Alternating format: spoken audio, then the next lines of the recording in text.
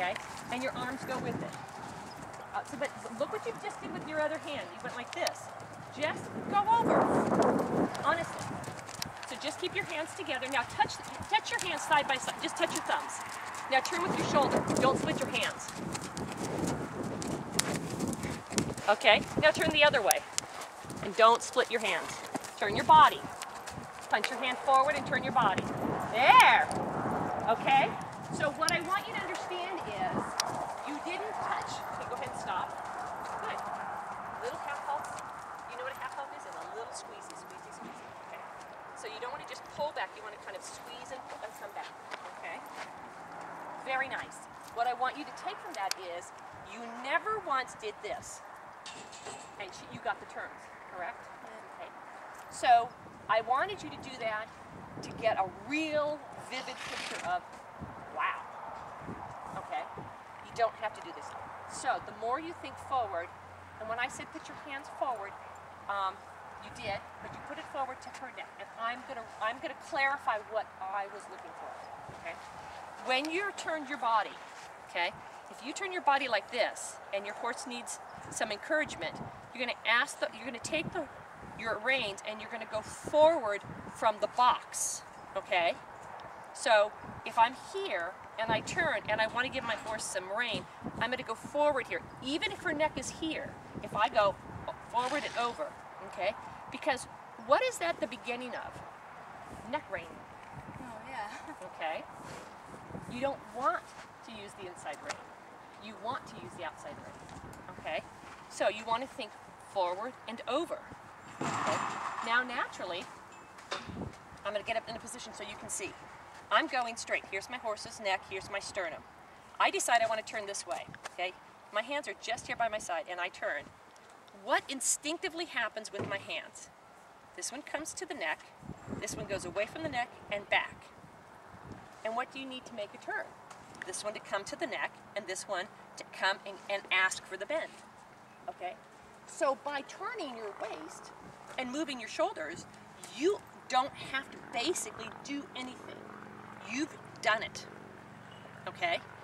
The changes that you do within this box, you do because of how the horse is responding to it, not because you want to get the turn. Okay?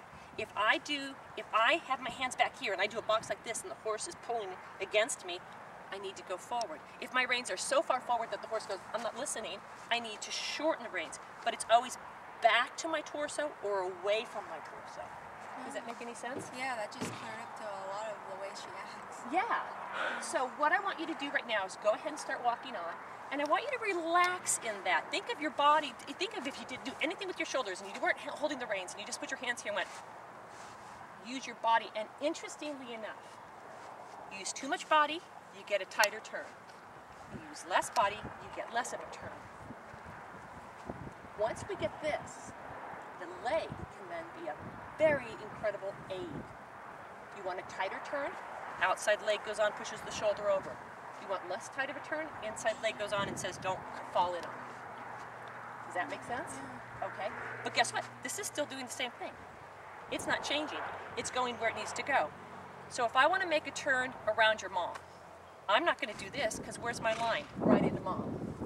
My turn is going to be as if I'm laying a curved railroad track. I don't know if you've ever seen the cartoons where somebody's on a locomotive, some cartoon characters on a locomotive, and laying the track so the train doesn't run off. Have you ever seen one of those cartoons? Yeah. You have to think about laying the track, only you're laying a curved track, okay? So I'm laying a curved track that's going to curve that much. Now I'm laying another curved track that's going to curve that much. Now I'm laying another curved track. Do you see what I'm doing? Yeah. Okay, so how you're riding her is, yes, you want to go there. That's your end goal, but you have to ride the line there from, and this is going to be hard, if you had a pointer sticking out of your chest, straight out, perpendicular, and that pointer was drawing your line, if you turn too much, and your line is supposed to be over there, where are you drawing the line? Here. If you don't turn enough and you want to go that way, where's your line over here? Does that make sense too? So what I'm trying to give you is a lot of these visuals that you can say, my sternum, that piece, has a piece projecting out of it, and That's where I'm going to go. If I face where I want to go, just like if I'm walking. If I'm walking and I want to go that way, I'm not going to do this. I'm going to do this. Okay? I'm going to do, if I want to turn that way, I'm going to turn my body. And where am I going to turn from? The waist, and then my leg follows. Exact same thing happens with the horse. You turn your waist, and generally the horse follows. A lot to do with your weight. So let's put all that together now. A lot of talking, a lot of images. Just remember, shoulders, keep the hands as a box, okay? And use your pointer from your sternum. And let's just walk, okay? And try not to do any funky things with your hands, just let it happen. Now push your hands forward and turn your sternum. Push your hands forward and turn where you want to go. Push your hands forward, don't pull her. Push it forward, push forward, push forward. Where do you want to go? Push forward to it. That's it. Keep doing it, keep doing it, keep doing it, keep doing it, kicker. Okay, there. Okay, now you said, but my God, that was really hard. Yeah, because she doesn't understand our rules. So I want you to think of pushing your hands to where you want to go. In front of you, okay? There you go. And that the goal is not to pull back if you don't have to.